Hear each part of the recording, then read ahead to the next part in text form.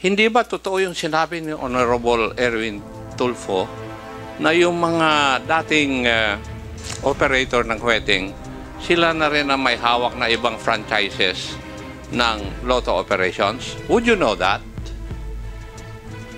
Para pong sabi nila yung dating mga wedding, yun ang illegal, ngayon nilegalize na Yes. At totoo rin po ba na sila po ang may hawak ng iba-ibang franchises sa iba't ibang lugar ng ating bansa?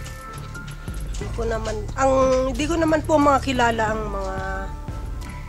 Pakisagot nyo lang po yung akin. Hindi ko naman tinatanong kung kakilala po nyo sila.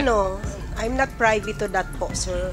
Mr. Chair. Congressman Erwin Tulfo, then Congressman Gomez. Mr. Chair, yun po kasi yung dikta ng mga may hawak ng franchise. If you remember, kasagsaga ng wedding, gusto nating illegalize ang wedding. So, ang nangyari doon, ginawang franchise, ginawang STL Kuno. If you look at the list of PCSO, Mr. Chair, tignan mo kung sino ang mga may hawak ng franchise. Hindi ko nababanggitin. Baka malaglag yung mata mo. Dahil yung mga nag-operate ng illegal na wedding, sila din ang may franchise. And of course, definitely it's beyond the control of PCSO then in fairness po to them. Nilagay daw po nila yon because I did that story when I was a journalist.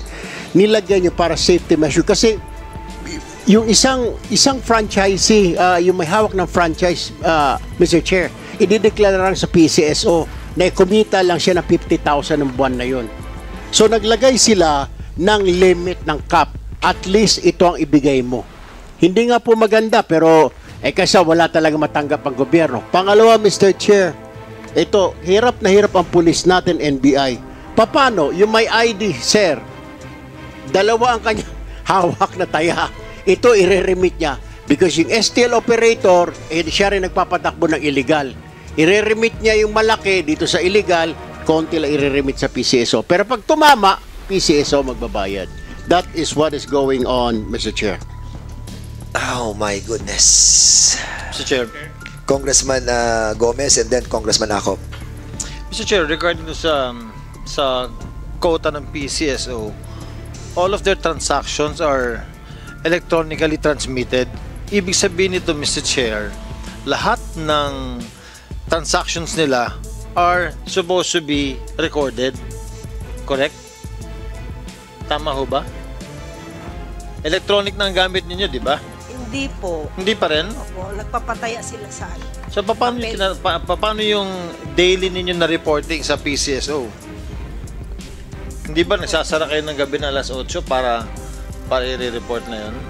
Yun po, bali from the authorized agent corporation, sila po yung nagsasabit ng sales. Then from those electronic transactions, dapat makita na natin kaagad kung ilan yung pumapasok sa kanila na pondo. Daily po, meron silang daily sales report. Tapos meron pa kayong cap, ganun ba? Opo, at the end of the month, ito total po namin kung na-meet nila yung kanilang So kung sobra,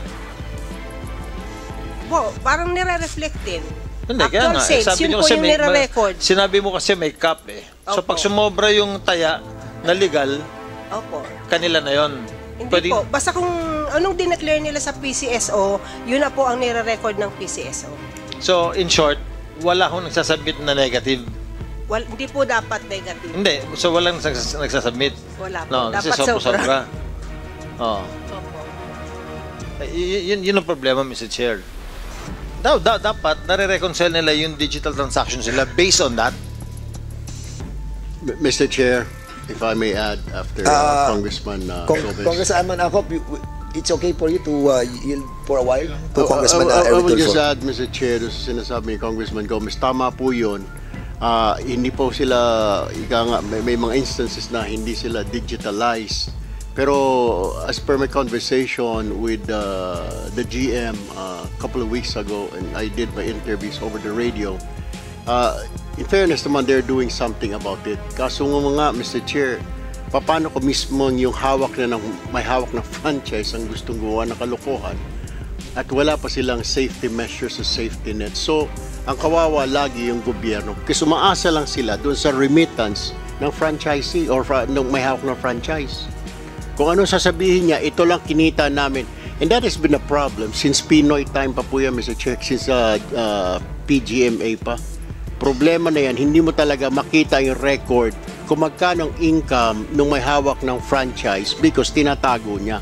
Ipapalabas niya lang yung gusto niya para maliit ang ibabayad niya sa PCSO, maliit ang ibabayad niya sa tax. Pero in reality, millions.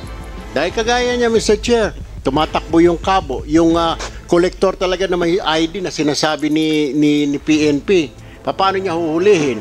Eh, sasabihin niya, may ID ako, yung pala, nangungulekta rin siya ng wetting. Ito hindi naman niya idideklara yon.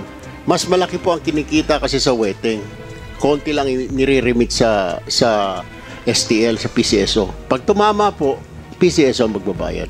Kaya nga. So, Madam, will you confirm na tama yung sinasabi ng mga congressman dito?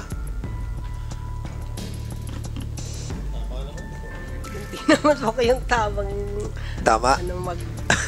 mag-reason po. Kasi basta sa operations lang po kami, yun lang yung sinusunod namin. Kung ano yung approve sa kanila. But of course, the board of the PCSO can change the policy, di ba? With regards to the operation ng STL, no? Di ba? Kaya naman, di ba? So we'll be inviting all the board members. Mr. Chair, Yes, Congressman Nakop, please. just to follow up that issue, this issue was taken up by the Committee on Public Accounts during the incumbency of Honorable Danny Suarez. And Iha, nasaan na si Madam Gabuyo? May previous commitment po. Kaya hindi naka-attend. Dapat Kasi siya po siya talaga yung... naalaala ko na sumasagot sa mga katanungan namin noon. Opo. At anyway, nagkaayos na ba yung inyong chairman at saka yung presidente ninyo? Hindi po namin alam yan. Nagsisinungaling ka yata, Iha. Hindi naman po. Hindi talaga. Ibig mo sabihin, Personal. kayo ang nandun, hindi nyo alam na may sigalot sila. Samantalang kami na nandito sa Kongreso, alam namin na may sigalot. Sagutin mo ako, Iha. At baka ng tama. Hindi ko po, sir, personally po, hindi ko alam yung kung anong meron. Officially. Sige. Officially, wala naman po kaming kasi kami sa GM lang naman po kami.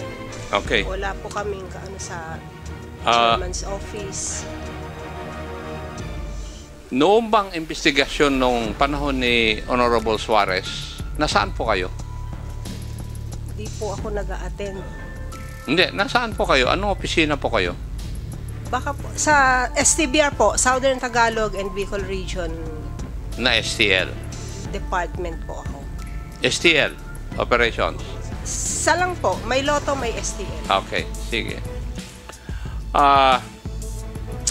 Hindi ba totoo yung sinabi ni Honorable Erwin Tulfo na yung mga dating operator ng wetting, sila na rin ang may hawak na ibang franchises ng lotto operations? Would you know that? Para pong sabi nila yung dating mga weteng, yun ang illegal, ngayon nilegalize na. Yes. At totoo rin po ba na sila po ang may hawak ng iba-ibang franchises sa iba't ibang lugar ng ating bansa? Hindi ko naman po mga kilala ang mga... Pakisagot nyo lang po yung akin. Hindi ko naman tinatanong kung kakilala po nyo sila. I'm not privy to that po, sir. Mr. Chair, may I request that the head of the operations department, insofar as STL operations are concerned, be invited kasi hindi alam nitong ating resource person yung sagot sa aking mga katanungan. Okay, we will be inviting the COMSEC is hereby directed to invite the operation office of the PCSO with regards to the query of Vice Chairman Nakop. Go ahead. Thank you, Mr. Chair. Yung pong pinakita ni Chairman Dan Fernandez na pinag-replisan ng betting, authorized ba yun according to your circular? Pwede pong i-check. Meron kaming authorized Hindi yung mag-isa stations. na tao nakaupo lang doon. May authorized stations po kami. May approved Kaya authorized nga, stations. according to your circular, may betting stations kayo dapat. Official betting stations. At may mga tauhan kayo na iikot with the proper identification para kumuha ng mga pusta. Di po ba? Yun ang inyong circular eh. Parang di na po. Ha? O hindi mo alam yung ito? Nag-inspect po. 2020 Small Town Lottery Revised Implementing Rules and Regulations. In-inspect po ng branch manager Hindi ang nga, aming stations. hindi po ba tama na dapat meron kayong official betting station? Opo, meron. Yes. At meron kayo yung mga tao sa betting station na parang iikot, may ID para kukuha ng pusta, di po ba? Opo, lahat sila dapat naka-ID at saka naka-uniform. Yes. Pero dun sa pinakita ni Honorable Dan Fernandez kanina, yung ating chairman, ay may mag-isang tao nakaupo at kumukuha ng mga bets. Yung ba pinapayagan ninyo? Basta po kung dapat yung station, pwede pong i-check namin kung Hindi po yun ang approved katanungan ko. station. Pinapayagan nyo po ba yun? Hindi naman po ganun ang station eh. Eh, Mayroon tinatanong ko po kaming- kayo, pinapayagan nyo po ba? Hindi po dapat. Hindi dapat. Pero nangyayari kasi may ebidensyang pinapakita yung aming chairman. Diba? Huwag na kayong magtago. Kasi napalapas na lahat ito nung last hearing pa. Diba? Yun ang katotohanan talaga. Yung sinabi ni Honorable Tulfo, katotohanan talaga yun. Kasi the records of the hearing of the Committee on Public Accounts before, naandun. Kung gusto mo, huhukahin ko para ipakita ko sa iyo eh. Diba? Kasi membro rin ako noon dun eh.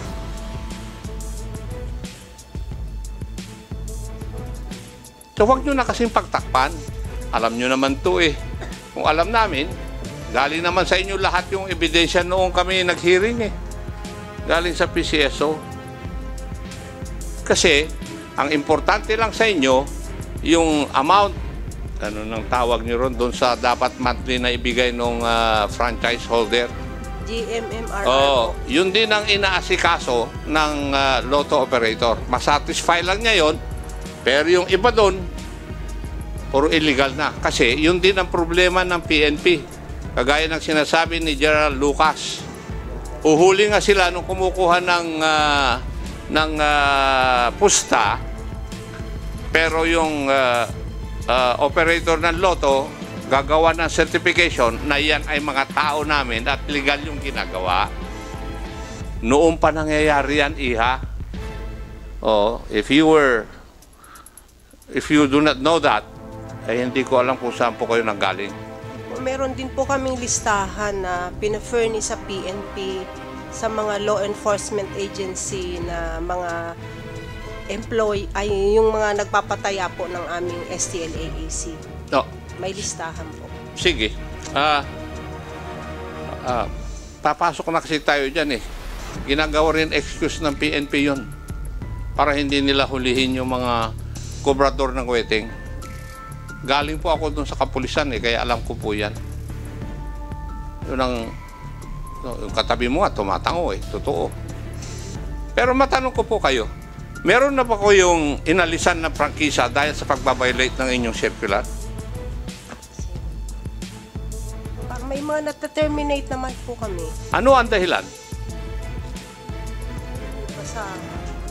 Meron na basa. Wala naman. I do not know, Mr. Chair, whether the resource persons from PCSO are the proper persons who would answer the questions propounded by this representation. Yeah, that's the reason why we would be inviting. Sige, go ahead.